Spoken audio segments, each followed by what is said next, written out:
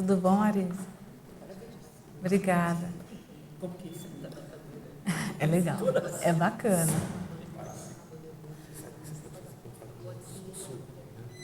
Só se você ainda no teu carro, Ok. fora disso. O Laurentino não viu. Laurentino. Bom dia, pessoal. Obrigada aí pela presença de todos, né? A gente está aqui fazendo mais uma tertúlia matinal. Essa é a de número 63, né? Então, assim, já tem 63 domingos que a turma se reúne aqui para discutir pesquisa em conscienciologia, né? Então, eu acho isso super bacana. E agradeço aí a equipe, né, da tertúlia matinal por essa oportunidade, né, de estar aqui a gente falando das nossas pesquisas, né? O tema de hoje é aplicação evolutiva das autovivências projetivas, né? A especialidade é projeciologia. E a ideia, assim, é debater com vocês o histórico, né, meu histórico de pesquisas na projeciologia, né?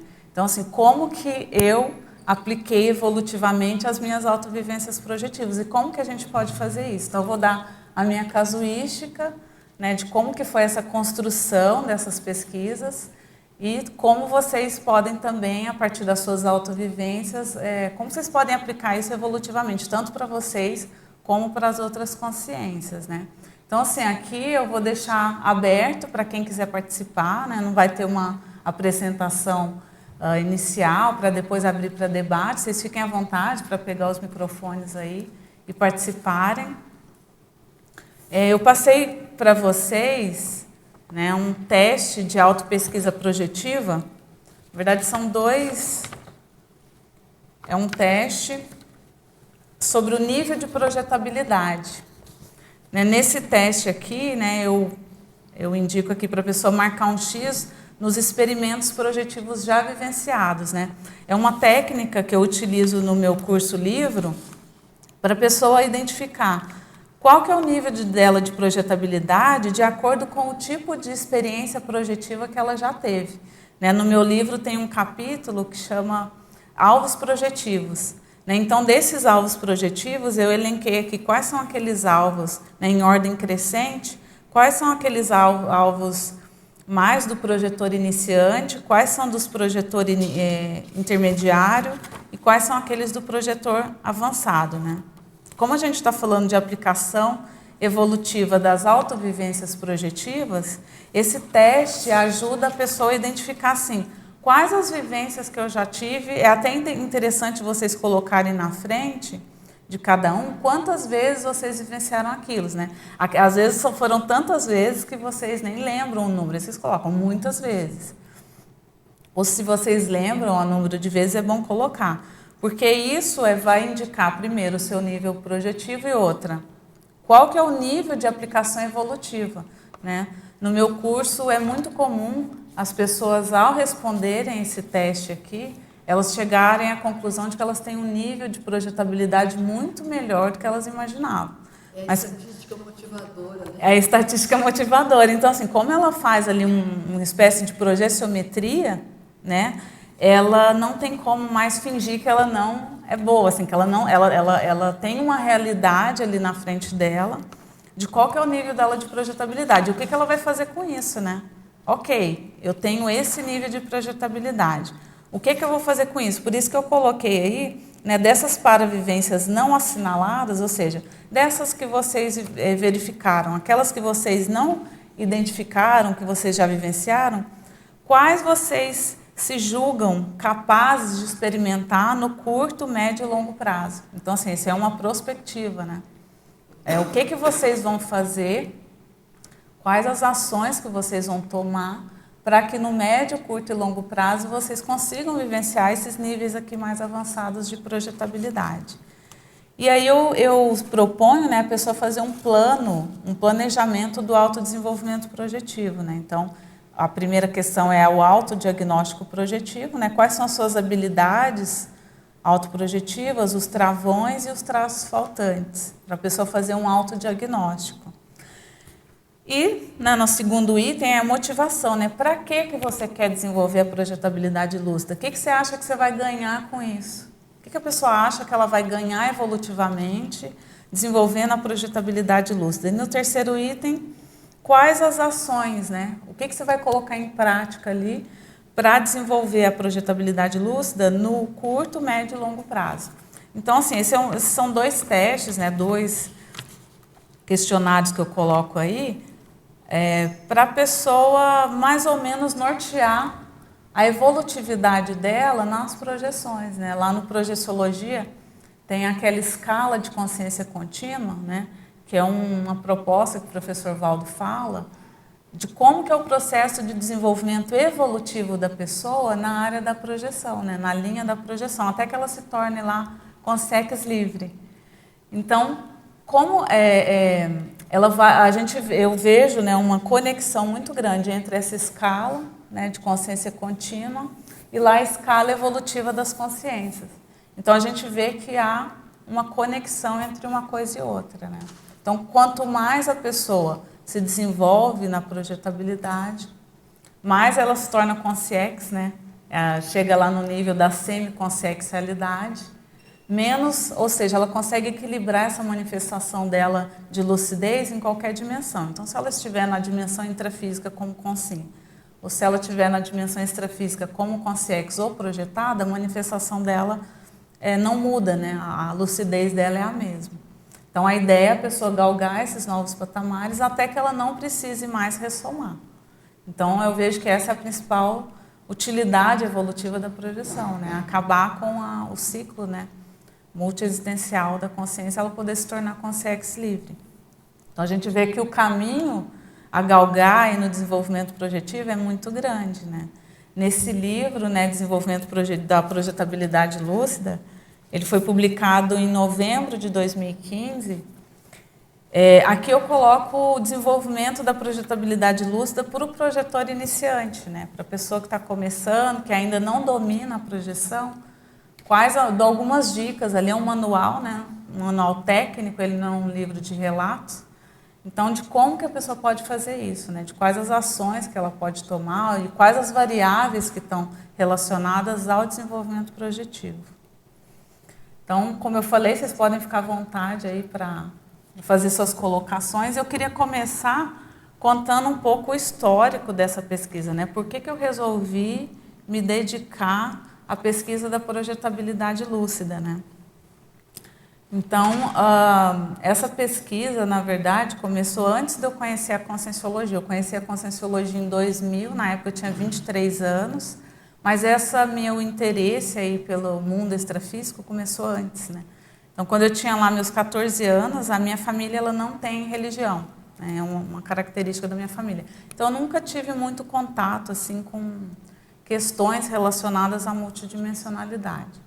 Não pensava muito nisso, mas aí quando eu tinha meus 14 anos, eu li um livro espírita, né, um livro psicografado pelo Chico Xavier, que chama Nosso Lar, um livro bem conhecido, né, tem até filme. E aquele livro me impactou bastante, porque eu pensei assim, bom, um médico lá, né, passou a vida inteira sem pensar na extrafisicalidade, e aí de repente ele dessoma, vai para o extrafísico, se depara com uma realidade que ele nunca tinha pensado, né? Nunca tinha aventado que existiria todo aquele universo extrafísico, né? E aquilo me impactou. Eu falei, bom, como é que a pessoa passa uma vida inteira sem pensar nisso? Né? Só vai pensar nisso após a dessoma. E a gente vê no livro muito as decorrências vamos dizer assim, desse esquecimento, dessa negligência quanto ao extrafísico. Ele fica lá na baratrosfera, né, durante mais de 8 anos, até que ele é resgatado e levado para uma comunexis de transição, né, para um paraambulatório. E aquele relato me impactou. Falei, olha, eu preciso fazer alguma coisa enquanto eu estou aqui, né, enquanto eu estou aqui na vida humana. Aí passou alguns anos, eu assisti um documentário sobre experiência de quase morte. Aí eu levei um novo impacto. Falei, então a pessoa não precisa morrer para perceber o extrafísico, para perceber a realidade dela extrafísica, né? Ela pode ter uma EQM. Então eu achava assim que quem tivesse uma EQM era um sortudo. Aí eu pensava assim, um dia se eu tiver sorte eu vou ter uma EQM. Quem sabe eu tenha essa sorte. Então, vamos dizer assim, minha motivação era um dia poder vivenciar uma EQM. Até que eu conheci a projeciologia, né, a conscienciologia, que deu uma solução mais saudável, né? Falei, não, você pode sair do corpo, verificar como que é a realidade extrafísica, tirar os seus benefícios, né, os seus ganhos evolutivos a partir disso, de uma maneira saudável, né, poder fazer isso a partir da sua vontade, né? Você não precisa sofrer um impacto externo, né? Não precisa ser uma projeção forçada.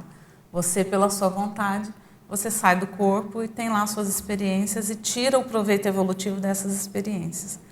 Então, quando eu conheci a conscienciologia, eu achei assim que o caminho mais rápido para a pessoa avançar evolutivamente, que esse era o meu objetivo, era através das experiências extrafísicas, né? Então, assim, a conscienciologia ela tem um paradigma, né? O paradigma consciencial. Eu achei que a maneira mais prática da gente vivenciar o paradigma consciencial era através das projeções. Então, eu sempre fui muito racional, muito crítica.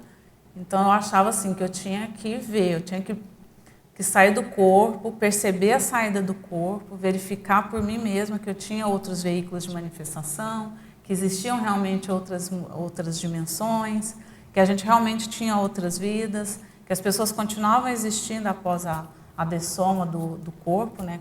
Quando o corpo fosse descartado, que a pessoa continuaria existindo. Então, eu queria verificar isso a partir da minha experiência. E como eu era muito cética, muito crítica, eu não me satisfazia vivenciando uma vez. Eu tinha que ir várias vezes. No início, eu achava assim, nossa, o cérebro da gente é uma coisa poderosa, né? Porque olha o que ele consegue criar, né? De cenário para a gente. Aí eu tive várias experiências extrafísicas até que eu falei assim, olha, parece que isso aqui não é produto do cérebro. De fato, eu estou saindo do meu corpo e estou vivenciando uma realidade extrafísica. Então foi assim, aí depois eu me tornei docente de conscienciologia, voluntária de conscienciologia, e eu decidi assim, me aprofundar no estudo da projeciologia, né? Eu achei que era um tema bastante relevante. E como eu tive que começar do início ali o desenvolvimento projetivo, não tinha experiências projetivas espontâneas, né? Foi um fruto do meu esforço. Tudo que eu vivenciava eu registrava, que eu falei assim, um dia eu quero poder publicar alguma coisa, né? Publicar algum livro, alguma coisa e poder mostrar para as outras pessoas que elas são capazes de desenvolver esse fenômeno pela própria vontade. Assim, não é um dom, né? Não é uma habilidade que a pessoa nasce, ou alguns nascem com essa habilidade, outros não. Não, a pessoa é capaz de desenvolver a partir da sua vontade. Aí, em 2008, no Congresso Internacional de Projeciologia, eu publiquei o meu primeiro artigo aqui, ó, nos anais, né, do Congresso de Projeciologia. Eu publiquei o meu primeiro artigo sobre a projeção. Então, foi minha primeira publicação nessa área, né? Nessa linha de pesquisa. O título do artigo, aqui, Etapas do Desenvolvimento da Projetabilidade Lúcida. Né? Como que eu cheguei nesse tema? Nessa época eu fazia a escola de projeção lúcida do IPC, né? Eu participei lá da turma piloto, que foi criada em 2007. Né? Esse curso tem 4 módulos, ele dura 2 anos. E eu fiz parte da primeira turma, né? Da escola de projeção lúcida. E durante esse curso, numa das aulas, eu tive uma experiência que eu fiquei em transe projetivo, eu não cheguei a sair do corpo, mas eu fiquei a aula toda em transe projetivo, e durante esse transe, os amparadores iam me passando, vamos assim, repassando comigo o passo a passo que eu tinha utilizado para desenvolver a projeção, né? Quais eram as etapas que eu tinha passado para desenvolver a projeção. Nessa época já tinha 7 anos, né, que eu tinha experiência, né, que eu estava me dedicando a desenvolver a projetabilidade lúcida.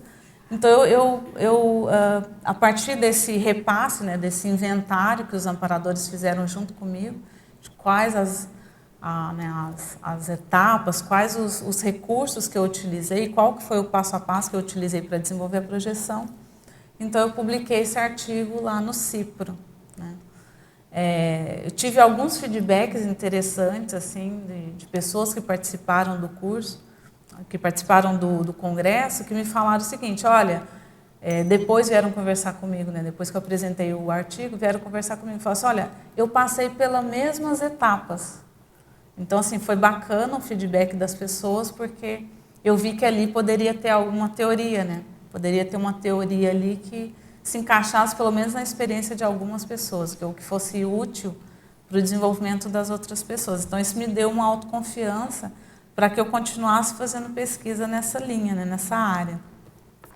Aí, em 2014, teve outro congresso de projeciologia, esse foi aqui em Foz do Iguaçu, né? Foi lançada essa revista Homo Projector, que é pelo IPC, e nesse congresso, de novo, eu fiz um balanço, né? Eu fiz um balanço do meu processo de desenvolvimento projetivo. Então, eu escrevi um artigo chamado Efeitos Recinológicos dos Autoexperimentos Projetivos, em que eu faço um levantamento de quais vivências projetivas eu tive e de quais foram os efeitos nas recins que eu tive a partir dessas vivências. Então, que tipo de vivência extrafísica gerou que tipo de recim, né? Gerou que tipo de efeito evolutivo em mim. E esse artigo, ele me deu um impacto, porque eu pensei assim, gente, eu acho que eu já tenho bastante informação, né? Eu já tinha mais de 10 anos que eu estava desenvolvendo a projeção, eu achei que eu já tinha bastante, assim, experiência acumulada, né? Então, nesse ano eu resolvi começar a escrever alguns verbetes, né, sobre o tema, para ver qual que era a repercussão desses verbetes, o que eu sentia escrevendo, qual que era a resposta das pessoas. E aí, a partir desses verbetes, eu escrevi o livro, né? Esse livro aqui, Desenvolvimento da Projetabilidade Lúcida. Eu transformei esses 2 artigos em capítulos do livro e outros capítulos são verbetes que eu defendi já nas tertúlias, né? Aí, no final desse material, tem uma lista dos verbetes defendidos na área da projeciologia, tá? Esses são, assim, os verbetes que eu já defendi. Foram 13 verbetes que eu defendi nessa linha, né, da projeciologia. Eu tenho outros verbetes de outras linhas de pesquisa que eu também tenho, mas esses são os que eu já defendi sobre a projeção, né? Então, assim, esse é um apanhado geral de como que foi, né, o meu processo de desenvolvimento projetivo e como que foi o processo de desenvolvimento também de pesquisa, né?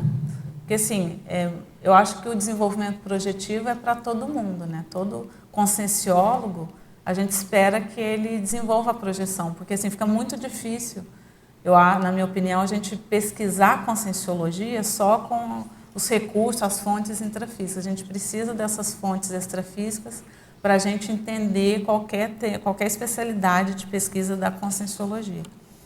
Mas alguns intermissivistas eu vejo que eles vieram com um para aprofundar nas pesquisas mesmos da projeciologia. Eu vejo que faz parte do meu mandato, né, das cláusulas pétreas lá da minha PROEX, desenvolver pesquisa e fazer esclarecimento, ajudar as pessoas nessa linha da projeciologia, né? Então, assim, a minha hipótese, eu não tenho, assim, rememorações claras, mas a minha hipótese é que no passado eu estava envolvida com processos de iniciação, né, ligadas à projeciologia, então nessa vida eu preciso, vamos dizer assim, liberar as informações, né? Então, assim, dividir o máximo possível com as pessoas como que né, quais as técnicas, né, como que a pessoa pode melhorar o nível de projetabilidade dela, porque antes a gente guardava ali só para o petit comité essas informações. Então, nessa vida eu sinto essa necessidade, eu sinto como um dever evolutivo, assim, falar sobre o assunto, fomentar o assunto, desenvolver pesquisa, poder, vamos dizer assim, acrescentar alguma coisa nessa linha de pesquisa. Nem sempre é fácil para mim escrever, vamos dizer assim, pesquisar sobre esse assunto. Eu estava, nesses últimos meses, eu estava escrevendo um verbete sobre esse tema da mini tertúlia, só que o tema do verbete é a aplicação evolutiva das autoprojeções. E foi um dos verbetes mais difíceis que eu já escrevi. Eu já tenho verbetes defendidos e esse foi o mais difícil. Então, assim, parece que quanto mais você avança nas pesquisas, mais complexo vai ficando o processo de, assim, de acesso às informações ou de, assim, de aprofundamento no entendimento daquele tema, né? Então, assim, foi um dos verbetes mais difíceis que eu escrevi, que gerou muita repercussão, mas após eu entregar, né, o verbete lá na Enciclosapiens, eu percebi também uma resposta da equipe extrafísica assim, muito positiva. Então, assim, foi aquele esforço, foi um processo mais de esforço mesmo, mas quando eu entreguei, eu vi que a repercussão extrafísica foi positiva. Então, acho que a gente está no caminho certo, né? Quer falar, Janete? A gente sabe que tudo tem uma lógica, né? Uma relevância. Assim, dentro da sua pesquisa sobre projeção consciente, considerando que existem fases da projeção, né? O antes, o durante, o depois, o que você considera mais relevante ou tem assim que você tem a dizer para a gente em relação a essas fases para começar o desenvolvimento? No meu livro, né, e nesse artigo que eu publiquei lá no CIPRO, que são as etapas do desenvolvimento projetivo, eu coloco 11 etapas, né? E é interessante porque tem um capítulo do livro, né, que fala sobre isso, e eu meio que subverto aí a lógica, né, do desenvolvimento projetivo. Então, assim, eu coloco uma fase preliminar, uma fase de transição e uma fase extrafísica. Então, assim, se a pessoa quiser ter uma projeção lúcida, o ideal é ela fazer o quê? Ela fazer uma imersão na projeção. Então, vai estudar livro de projeção, vai fazer curso de projeciologia, vai ler livros de relato, vai ver filmes sobre o assunto. Então, se ela fizer uma imersão, ela vai ter uma projeção. É quase que inevitável ela não ter uma projeção lúcida. Mas no meu livro eu proponho que a pessoa não é só a pessoa vivenciar uma projeção. O objetivo é a pessoa fazer uma mudança de hábitos para que ela, vamos dizer assim, desenvolva o hábito de se projetar. Então, assim, se a pessoa quiser vivenciar uma projeção lúcida só para ela ver como que é, aí eu proponho que ela faça uma imersão em projeção, que esse é o caminho. Mas se ela quiser desenvolver a projetabilidade lúcida, o ideal é ela fazer vamos dizer assim, fazer um programa de desenvolvimento, porque é uma mudança de rotina, é uma mudança de mentalidade. Então, assim, na minha proposta, a pessoa não vá direto para técnicas projetivas. Então, primeiro ela vai trabalhar com estudo sobre projeção, saber onde que ela está pondo o pezinho dela, ou para-pezinho, né? Porque a dimensão extrafísica vamos dizer assim, é uma realidade que tem muitas variáveis. Então, se a pessoa já vai direto para a projeção, muitas vezes ela vai se deparar com situações que podem até traumatizar ela, ou ela não vai saber lidar com aquela informação. Então, assim, quanto mais informação a gente tiver, mais proveito evolutivo a gente vai ter dessas vivências. Então, quanto mais conhecimento teórico mesmo a pessoa tiver, a mesma coisa que a pessoa vai para um país, né? Eu vou visitar a Finlândia. Eu posso pegar um avião aqui e chegar lá na Finlândia. Mas, assim, se eu estudar um pouquinho a Finlândia, né, como é que é a língua, as palavras principais ali, um obrigado, um bom dia, como que é o dia a dia ali da rotina da turma, qual que é os códigos de etiqueta ali do lugar, só um minutinho, eu vou aproveitar melhor aquela experiência, né? Então, assim, se a pessoa estudar a projeção, vai ficar mais fácil ela vivenciar. Mas, além do estudo, eu proponho que a pessoa se reeduque a partir do sono. Então, assim, ela começa observando o sono dela. Então, assim, como que ela dorme, se ela dorme rápido, se ela demora a dormir, se ela acorda ou não de madrugada, se ela acorda de madrugada, se ela consegue dormir de novo ou não. Como que é o processo da hipnagogia, da hipnopompia, ou seja, como que é a transição dela, né, da vigília para o sono, como que é o retorno quando ela está acordando. Então, assim, que ela estude profundamente o sono dela. O que atrapalha o seu sono, o que vamos dizer, otimiza né? Quais as condições que otimizam. Então, assim, ela só vai pesquisar o sono, eu não quero saber de projeção, só sono. Depois ela vai ver a condição energética dela. Como que está a minha condição energética?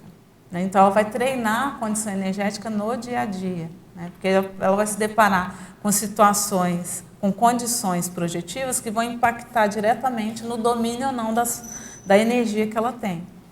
Outra coisa que a pessoa vai treinar é a questão da rememoração. Então, ela não vai querer rememorar projeção, vai rememorar sonho.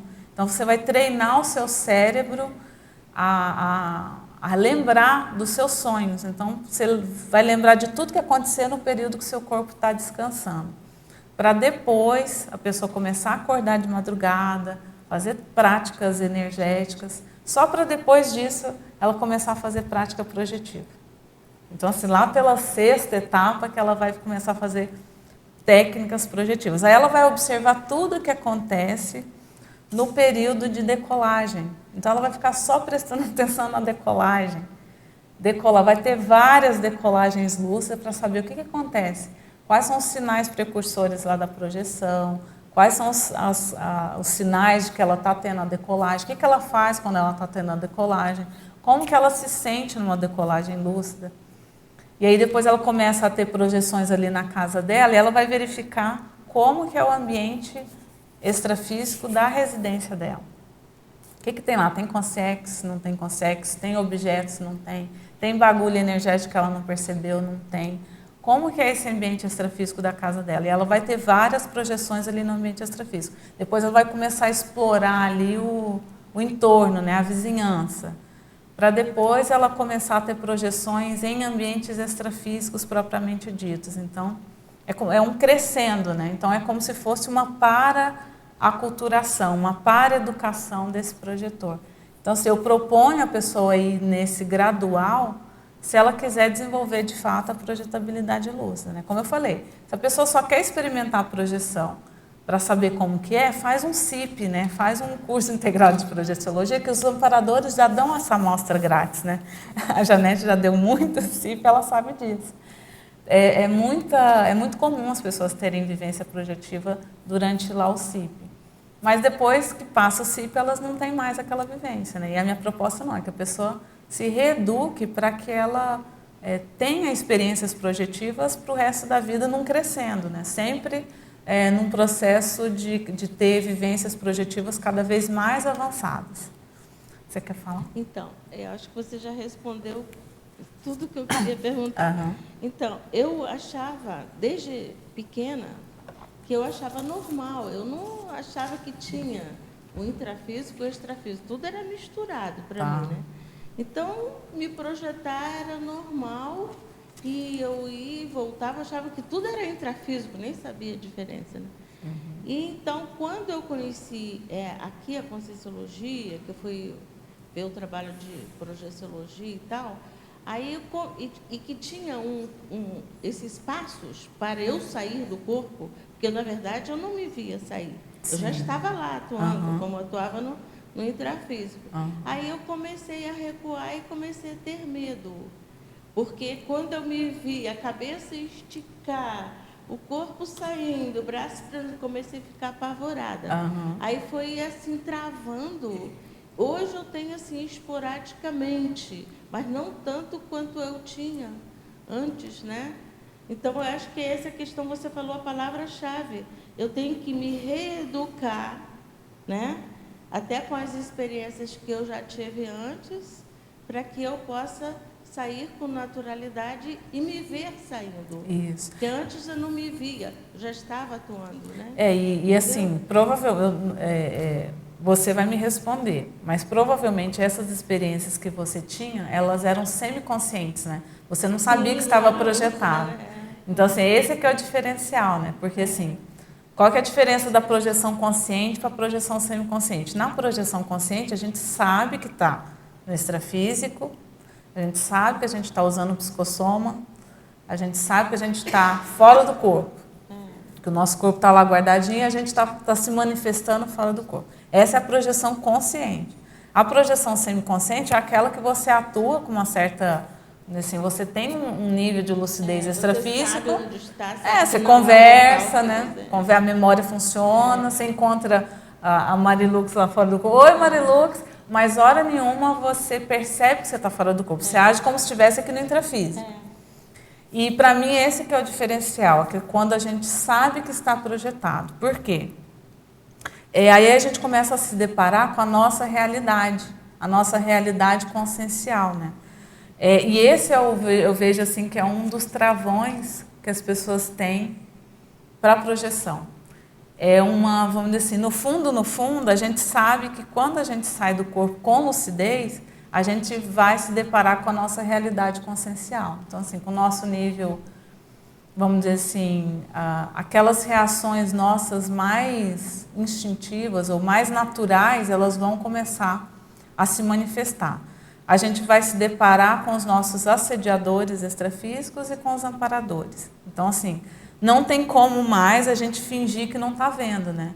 Então, até o professor Valdo usa uma expressão no Projeciologia que eu gosto muito, que é a trincheira do umbigão que a gente fica aqui no intrafísico. Então, assim, o corpo físico ele acaba sendo uma trincheira, né? Então, assim, quando a gente sai do corpo, a gente sai dessa trincheira com lucidez, né? Quando a gente sai do corpo com lucidez, a gente sai dessa trincheira aqui do corpo físico e vai para a vida real, né? Então, assim, aí não tem como mais eu fingir que eu não sei, que eu tenho, por exemplo, um contato ali com um assediador. E aí eu vou ter que encarar essa condição, vou ter que fazer um autoenfrentamento da minha realidade extrafísica, né? E eu vejo assim que um dos principais travões é esse medo do autoenfrentamento. Porque hoje, as poucas que eu tenho hoje, às vezes tem uma por mês. É muito. Antes eu tinha todas as noites, né? Então, aí é bem lúcida. Eu sei o que eu estou fazendo. Normalmente, eu vou fazer resgate em locais bem mais... Mas, assim, tem início, desenvolvimento e fim, sabe? Mas são poucas. Sim. E eu queria ter a mesma... né? Então, eu vou estudar mais, principalmente o efeito do corpo físico em relação a saída. Então, isso aí que outro efeito que eu acho também muito, assim, que eu acho que impacta bastante é a condição do condicionamento energético. Então, por exemplo, a pessoa que não tem muito condicionamento energético, ela vai ter mais dificuldade de ficar lúcida no extrafísico, né? Porque, assim, quando ela sai, ela não vai saber quais manobras energéticas ela precisa efetuar para que a lucidez dela amplie. E se a gente trabalha no dia a dia, fica mais fácil, quando a gente sai do corpo, a gente trabalhar as energias, né? Então, tem aí, por exemplo, 2 verbetes, esse travão da autoprojetabilidade, que eu elenco lá mais de 25 travões, né, que as pessoas normalmente têm para se projetar e para a pessoa fazer uma autopesquisa. Quais desses travões eu tenho e quais as estratégias que eu vou utilizar para superar esses travões, né? E esse interação, que é o 3 aí, interação, energossomaticidade e projetabilidade, que eu falo dessa conexão, que eu vejo que é uma conexão muito grande que há entre o nível de domínio que a pessoa tem das energias, né, do processo energético, e o domínio que a pessoa tem da projeção. Eu vejo que um não funciona sem o outro, né? E outra coisa, a gente quando sai do corpo, como eu falei, a gente se depara com uma série de realidades extrafísicas. Se a gente não tiver o mínimo de domínio energético, né, de capacidade assim, de manobras energéticas, de conhecimento de manobras energéticas, a gente vai se deparar com determinadas situações que a gente não vai saber o que fazer, a gente vai ter que voltar para o corpo. Também tem a dificuldade da rememoração, né? Eu acho que a minha dificuldade é a rememoração, que eu, às vezes, a Pilar, que a gente faz a dinâmica da TENEPS, e a Pilar sempre me dá assim, feedback, Rosa, nós estivemos juntos, mas eu não me lembro, né? Entendeu? Então, quer dizer, eu continuo fazendo as mesmas coisas, mas eu acho que a dificuldade é na rememoração. E os passos, então, seria mais estudar esse... né? Tem um verbete aí, ó, o 11, rememoração projetiva. Lá eu dou várias dicas de como que a pessoa faz para trabalhar com a rememoração, tá?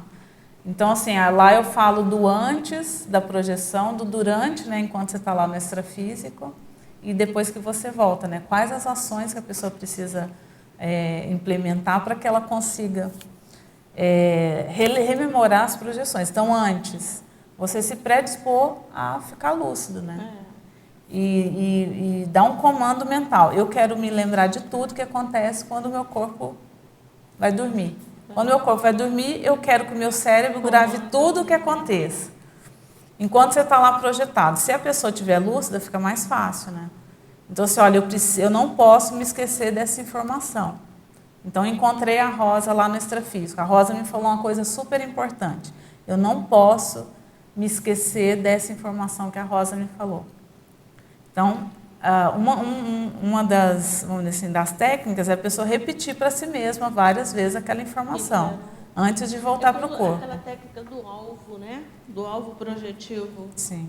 Então, é bem isso, né? E aí tal, aí eu repito para mim várias vezes aquela informação. E uma das técnicas também é voltar imediatamente para o corpo, né? Se aquela informação é muito importante, eu vou voltar para o corpo para poder não perder aquela informação. Esse comando antes, se você tiver uma informação muito importante, você quer... É como se você fizesse uma auto-hipnose? Não, na verdade é o seguinte, isso vai depender do nível de lucidez da pessoa fora do corpo. Se ela estiver lúcida de que ela está projetada, ela vai ter esse discernimento, né? Entendeu? Olha, eu não posso esquecer dessa informação. Eu sei, assim, se a pessoa tem um pouco de experiência extrafísica, ela sabe que se ela fica ali muito tempo, aquela informação que ela teve no começo da projeção, ela vai ter mais dificuldade de rememorar. Então, se é uma informação muito importante, o ideal é o quê? Eu voltar para o corpo. Mas eu só vou voltar para o corpo para rememorar aquela informação se eu estiver lúcida que eu estou fora do corpo, né? Se eu estou agindo como se eu estivesse aqui no intrafísico, eu não vou ter esse discernimento. Então, você sabe o que você fez, sabe que você fez um resgate, tem aquela nítida, mas não sabe rememorar os passos que você fez, entendeu? Então, é bem isso. Na maioria das vezes, sabe, por exemplo, sempre no meu caso, é resgate de crianças e de adolescentes que estão em perigo, né? É sempre esse, porque é minha área, né? E aí eu sei que eu fiz, mas não sei como cheguei, não sei. Vou tentar escrever os passos, às vezes uma vez por mês. Só então, mas aí nesse caso, né, voltando para o tema lá, aplicação evolutiva das autovivências projetivas. Qual que é o objetivo dessa projeção? Não é assistência? Então, você saber de tudo que aconteceu, saber o passo a passo, é meio que irrelevante, você entendeu? Porque o mais importante daquela experiência é a assistência que está sendo feita. Fenômeno, né? Não, é a assistência. Então, assim, nas experiências projetivas que têm um fim assistencial, na maioria das vezes a gente não vai estar totalmente lúcido. Porque a quantidade de energia que demanda, o nosso psicossoma tem que estar mais lastreado com as nossas energias do energossoma. E quando a gente está com mais energia do energossoma, a tendência é a nossa lucidez diminuir. Então, assim, o objetivo daquela projeção é a assistência. Então, a minha lucidez não é o mais importante. Então, é por isso, então. Entendeu? Eu sei o que eu fiz, mas não sei os passos. Então, aí o que acontece? O importante retornou ao corpo. Mesmo que sejam fragmentos daquela experiência, você vai registrar. E você vai tentar fazer uma autoprescrição. Olha, como que você quer agir de uma maneira melhor da próxima vez? Entendeu? Você vai fazer uma autocrítica de como que foi a sua atuação extrafísica como assistente. E o que você quer melhorar? Isso é a aplicação evolutiva das autovivências projetivas. Entendeu? É o primeiro registro, depois o estudo daquelas experiências. Aí você vai procurar em relatos de outros projetores o que eles fazem com aquele tipo de experiência. Como que eles aplicam aquele tipo de experiência e tentar aplicar também para você. Então, assim, o que eu posso fazer evolutivamente para mim e para os outros a partir dessas experiências, né? Então, só um minutinho, Maria Lucas. Nesse curso que eu dou, né, do desenvolvimento da projetabilidade lúcida... O curso você dá onde? No IPC? Geralmente, assim, aonde me chamam, eu vou, entendeu? Então, assim, já dei esse curso na Intercamp, já dei em vários centros educacionais do IPC. Como é um curso livre, né, não é de uma instituição, né? Então, quando me convidam, eu vou, né? Então, assim, eu já dei esse curso em 6 cidades diferentes, né? E é óbvio que eu me deparo com vários projetores que são 10 vezes melhor do que eu, né? Então, eles preenchem quase que todas esses itens aqui. Mas aí eu pergunto para a pessoa, tá, e o que você está fazendo com isso? Então, assim, um dos motivos de eu ter feito essa tertúlia matinal é isso, gente. Ok. Agora, independente do nível que você tem, se o seu nível é iniciante, intermediário, avançado, para mim isso não é o mais relevante. O mais relevante é o que você está fazendo com isso. Como que você está aplicando essas autovivências projetivas. Para vocês terem uma ideia, eu tive contato com projetores assim fora de série. Né? Nessas andanças minhas aí Brasil afora, eu tive contato com muitos projetores fora de série e que corroboravam muito das minhas... Porque assim, uma coisa é a gente ter a vivência projetiva, a gente refletir sobre o assunto, estudar sobre o assunto, chegar a determinadas conclusões. Mas é muito bom quando a gente pode debater com outros projetores e eles falarem, gente, mas é exatamente assim que eu vejo. Ou é exatamente assim que acontece comigo. Aquilo ajuda a gente vamos dizer assim, a entender melhor se aquela linha de raciocínio está correta. Mas o que mais me impactou e vamos dizer assim, me deixou preocupada era isso, assim, ok, as pessoas tinham um nível de projetabilidade fora do normal, mas o que elas faziam com aquilo? E pior, na maioria das vezes elas ainda falavam assim para mim, eu não sei o que eu faço com isso. Eu falei assim, como assim? Você nunca pensou no assunto? Você nunca refletiu para que você tem essas projeções? Para que você tem essas vivências de mental soma? Tinha uma lá que ela tinha alguns indícios, inclusive, de ter o FIEX. Eu falei, ué, mas então, e o que você vai fazer? E assim, vamos dizer assim, vamos dizer assim, um uso muito egóico daquelas experiências. Então, assim, eu não via uma predisposição a dividir com outras pessoas aquilo. Eu falei assim, olha, você me ajudaria muito se você publicasse sobre as suas experiências. Você me ajudaria no meu autodesenvolvimento projetivo se você, já que você não quer ajudar a humanidade, ajuda pelo menos a mim. Ajuda as minhas pesquisas a desenvolver. Se você publicar as suas experiências ou as suas pesquisas, se você fizer pesquisa em cima dessas experiências que você está tendo, você vai ajudar todo mundo. E eu via um descaso muito grande, principalmente, era como se fosse assim, quanto maior o nível de projetabilidade da pessoa, maior era o descaso. Então, assim, para mim, que tive que fazer um esforço grande para desenvolver a projeção, eu acho que até em outras vidas eu trabalhei com a projeção, mas eu vim com um software aqui que era justamente para eu passar por esse passo a passo para poder ajudar as pessoas. Porque depois que eu comecei nesse passo a passo, eu acho que o meu desenvolvimento foi muito rápido. Eu tenho essa impressão de que ele foi muito rápido, o meu desenvolvimento.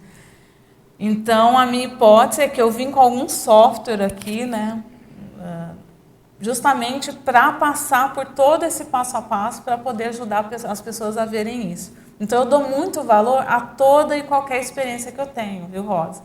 Então, assim, mesmo que seja a projeção semiconsciente, eu até escrevi um verbete aí, projeção semiconsciente.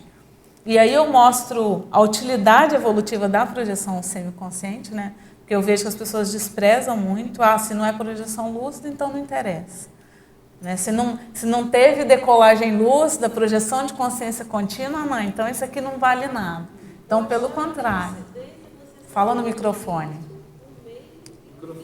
Microfone, Rosa.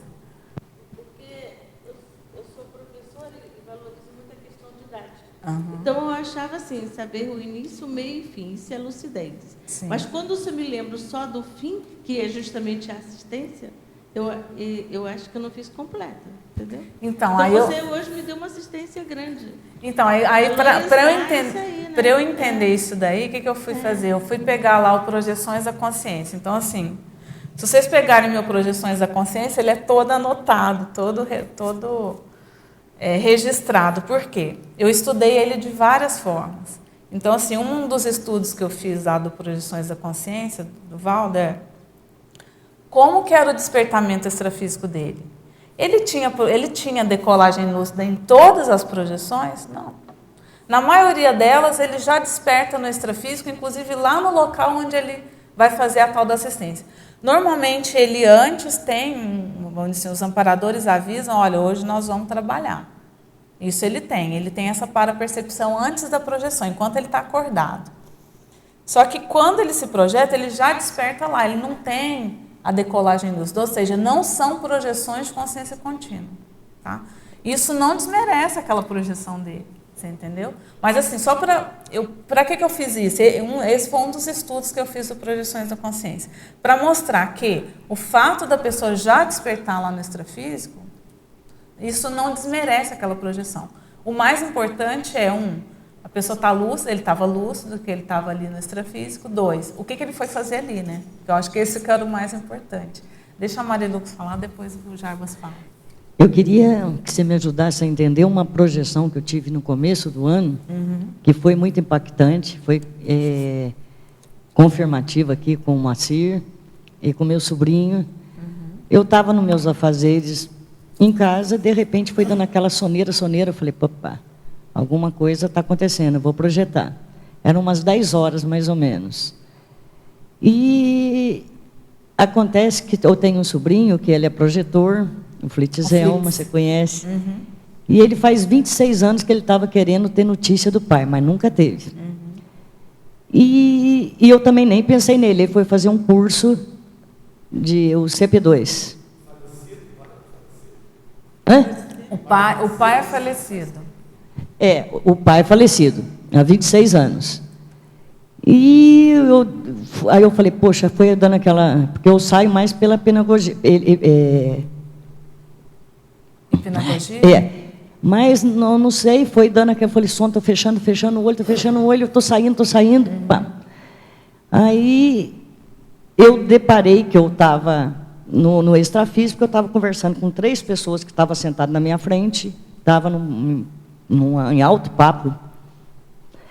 E, de repente, conversando ali, eu falei, pô, estou no extrafísico. Aí, depois de muita conversa ali, eu falei, pedi licença para eles, eu falei, olha, vocês dão licença, que eu estou esperando, meu cunhado está chegando e a gente precisa conversar. Mas eu não sabia disso, ninguém me avisou. Isso aí é telepatia, é isso que eu quero chegar. É telepatia porque eu o vi chegando atrás. Porque eu avisei o pessoal, está chegando o meu cunhado, eu preciso falar um pouquinho, vocês me dão licença. Eu só virei, fiquei em pé e o abracei. Aí ele mandou recado para esse meu sobrinho, falou que estava tudo bem, que estava assim, que estava assado, e que ele estava no curso intermissivo. Eu falei, poxa, que delícia, eu vou dar essa notícia. Outra coisa, eu nem despedi do pessoal que estava lá, e você comentou com a Rosa, às vezes uma notícia importante, você volta imediato, né? Eu não lembro de ter despedido do pessoal, dos 3 pessoas das consciências que estavam ali. Voltei para o corpo na maior felicidade. Aí eu ligo para o meu sobrinho, ele estava em imersão, mas nada dele atender o telefone, que eu queria falar para ele que eu tinha notícia do pai dele, né? Tinha notícia do pai dele. No domingo eu falo, passa aqui que eu tenho notícia que eu tenho notícia para você, que é muito importante. Ele passou apavorado lá, que ele queria saber o que eu tinha de importante, que ele tinha uma coisa importante para falar para mim também. Na hora que chegou, ele falou, o que você tem de importante, tia, para me contar? Porque eu tenho uma também. Eu falei, deixa eu te falar primeiro. Então fala. Eu falei, tive com seu pai, ele falou isso, mandou esse recado para a Nilza, para a minha irmã, e mandou falar especialmente isso para você, que ele está no curso intermissivo e tal. Ele quase caiu de costa. Tia, não acredito. Eu falei, por quê? Porque foi o Macir que estava no ICP2. A Conciex falou a mesma coisa. Meu pai foi lá, avisou que estava no curso intermissivo, que estava tudo bem, tudo tranquilo. O impactante, o que me impactou foi isso. Como que aconteceu? Será que ele estava lá no curso, no ECP2, transmitindo um recado? Foi para confirmar, foi uma assistência muito grande para mim, foi uma assistência para o meu sobrinho, foi uma assistência para o meu cunhado e para toda a família, todo envolvido, né, na realidade. Agora, a pergunta-chave, como que eu vi, porque eu não estava pensando nesse cunhado, ele tinha um parapsiquismo fantástico, ele tinha clarividência, clareaudiência, O homem era fera, mas eu não estava pensando nele. E como que eu o vi chegando, e eu tinha certeza que ele estava ali. Isso aí é telepatia? Como é que funciona isso? Não, o que acontece é o seguinte, quando a gente está no extrafísico, todos os nossos canais parapsíquicos, eles estão mais, vamos dizer assim, mais abertos, mais ligados. Quando chega no ambiente uma consciência que você conhece, você faz uma leitura energética. Então, é uma psicometria, entendeu? Você fez a leitura energética porque você conhece já, você já conhecia essa pessoa.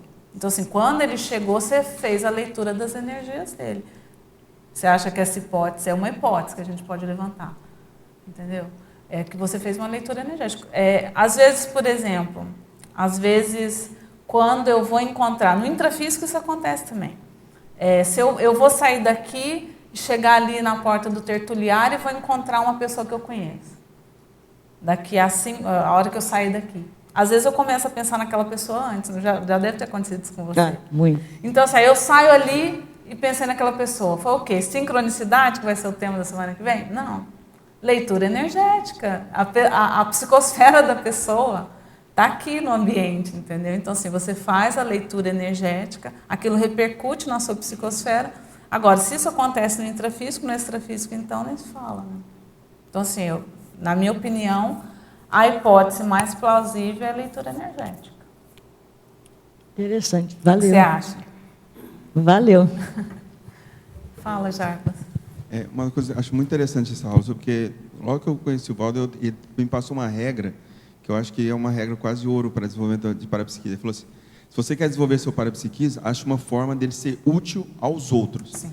E a gente vê que a projeção consciente, por ser um fenômeno muito transcendente, as pessoas ainda pensam nela como uma forma de comprovação do extrafísico. Sim. E isso acho que já ficou um pouco para trás, para a maioria de nós. É pior, né? do que isso. Não é uma comprovação do extrafísico, é quase uma comprovação intrafísica. Por exemplo, muita gente se projeta e fala assim, eu acho que, assim, eu tive uma experiência projetiva, tudo bacana.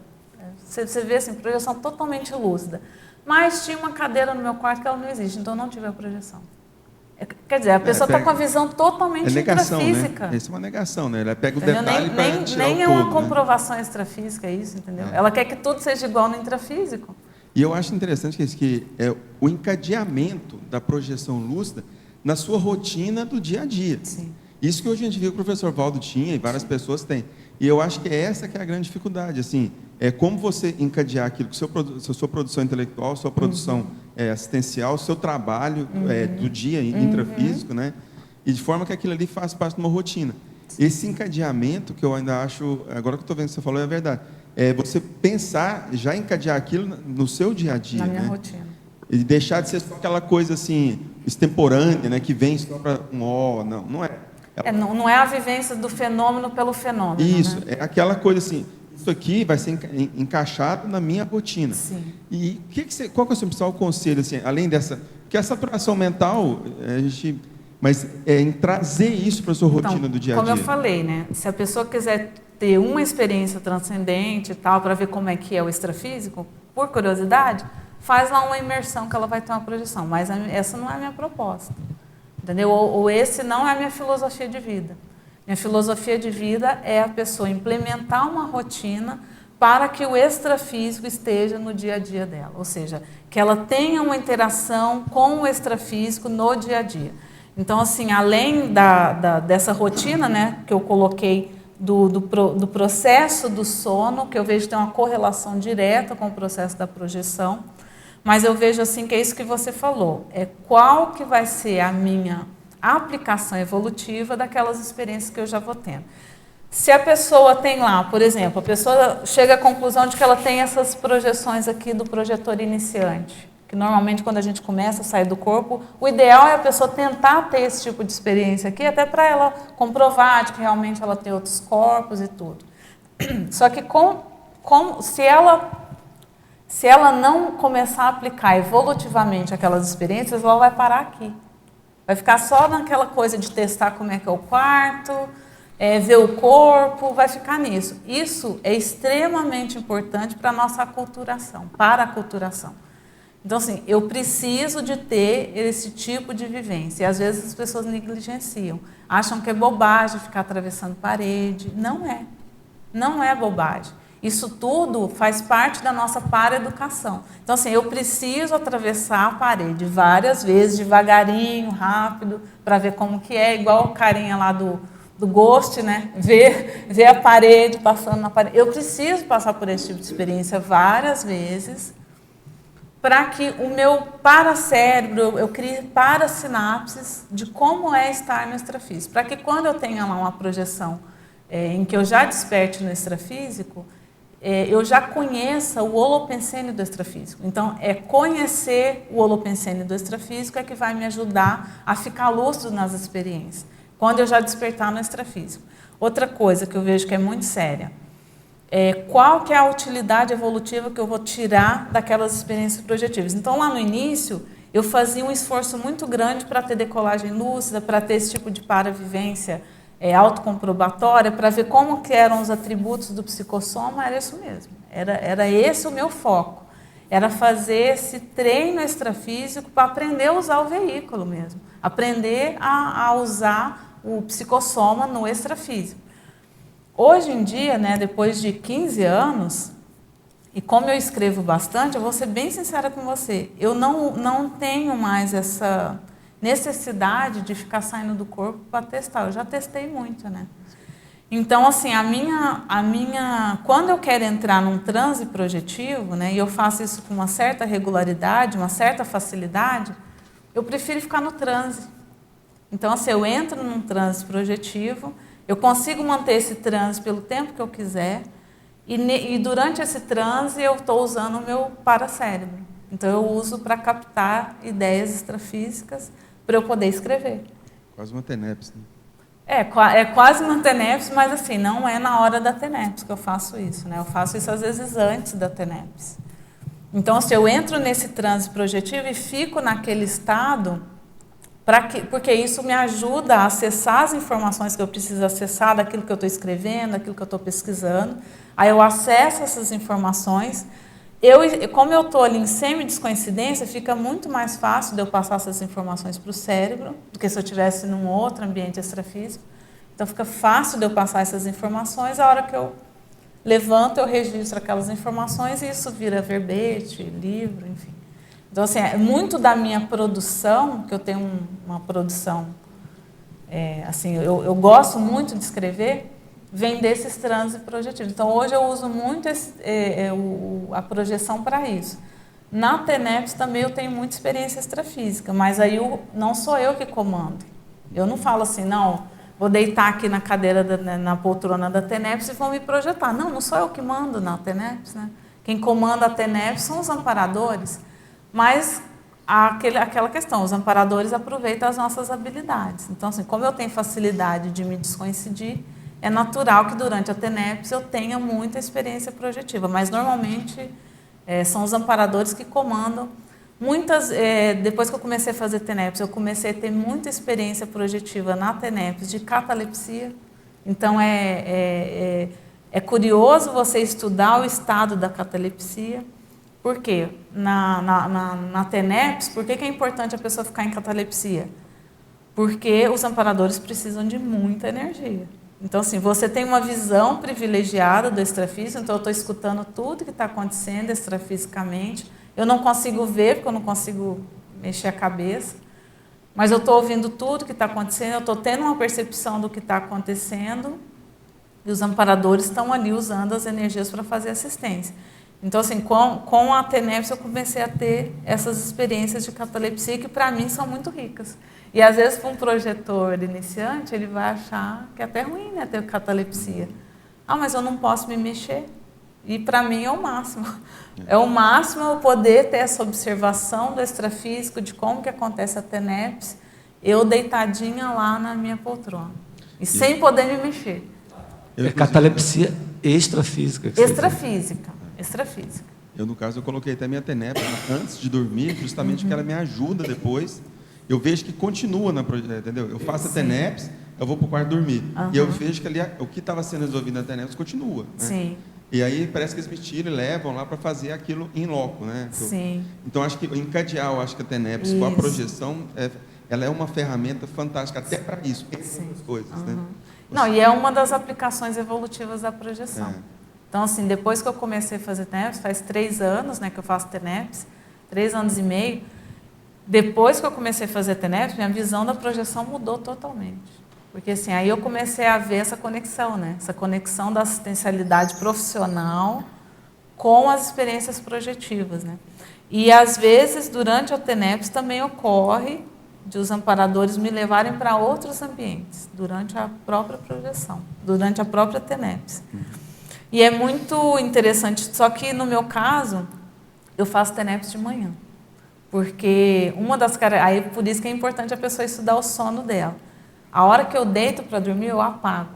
Eu não dou conta de ficar acordada na hora... E pelo contrário, eu tenho muita facilidade de acordar de madrugada.